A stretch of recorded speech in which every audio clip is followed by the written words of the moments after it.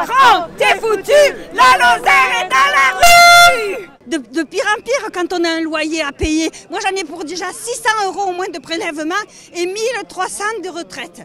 Donc 600 €, sans compter tout le reste, que les prélèvements que j'ai, les DF, etc. etc. Donc j'ai même plus le loyer là. Donc les gens qui ont un loyer en plus, ou alors une maison, le prêt pour la maison, c'était 600 € mon prêt, hein, ça vient à peine de s'arrêter. Mais c'est hyper dur avec toutes ces augmentations de bouffe, de tout. Non, c'est pas normal tout ça.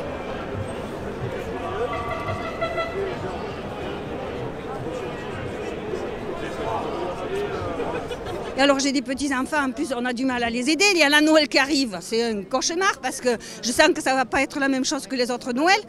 Donc c'est quand même grave. Parce que les retraités, on a du temps de dépenser de l'argent, on a le temps. Donc l'économie a intérêt à ce que les retraités aient de l'argent.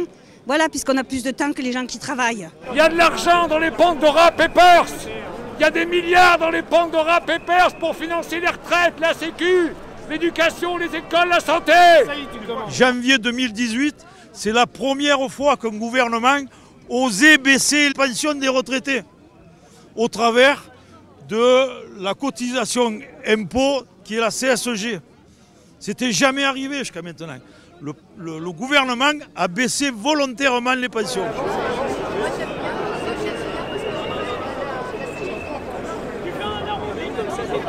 Les accords qui existent en ce qui concerne l'augmentation des pensions et des retraites, c'est au moins au niveau de l'inflation.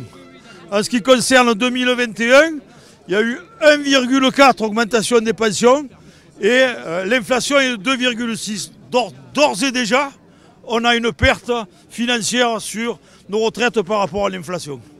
Et ça, c'est une colère qui monte. Il faut mesurer qu'en 2 mois, distribuer des tracts, avoir des réunions, etc., et mettre plusieurs milliers de retraités aujourd'hui à Paris, je veux dire que ça va marquer le mouvement social. Et qu'on se comprenne bien, ce n'est pas un baroud d'honneur aujourd'hui.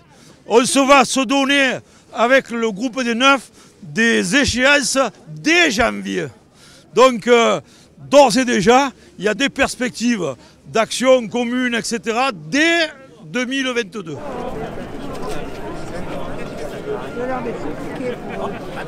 La jeunesse aujourd'hui, il faut savoir un truc, c'est que peut-être moi-même, je n'aurai pas de retraite. Et aujourd'hui, venir ici, c'est un acte fort de présence. Les gens qui sont derrière nous, ils se battent depuis longtemps. Et ils avaient déjà conscience depuis longtemps qu'en certains temps, ça, on va nous le piquer. Hein, là, on est en train de parler de 64 ans, mais monsieur Édouard Philippe, il veut la faire à 67 ans. On est déjà en train de nous prendre des droits à l'université. On est déjà en train de nous prendre des droits dans le salariat. On est en train de nous dire que le code du travail, c'est nul. Vous voyez ce que je veux dire? En certains temps, où on va? Depuis 12 ans, ma retraite n'a pas bougé. J'ai la même retraite qu'il y a 12 ans, c'est simple. Mais je ne suis pas le seul. Hein. Vous pouvez interroger, je ne sais pas, 1000 personnes, 10 000 personnes dans la manifestation. C'est ça, la retraite ne bouge pas, les prix augmentent, les loyers, enfin tout. Voilà. Ici, vous pouvez interviewer des camarades, ils ont des retraites à 900, 1000 €. Donc effectivement, il y a des choses dont ils se privent, y compris au niveau de la nourriture.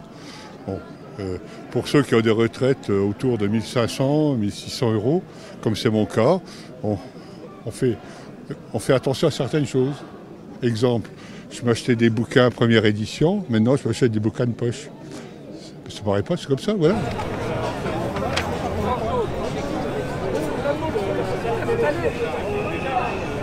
Un rattrapage immédiat de 100 € plus 300 € dans la durée. Il faut savoir que donc, on est toujours soumis à la CSG, à la RDS. Donc après, dans certains foyers où c'est que les salaires sont bas, par exemple les femmes qui sont veuves, auxquelles on a supprimé déjà la première part au niveau impôt, ont des grosses difficultés pour se nourrir et évidemment en dessous du seuil de pauvreté.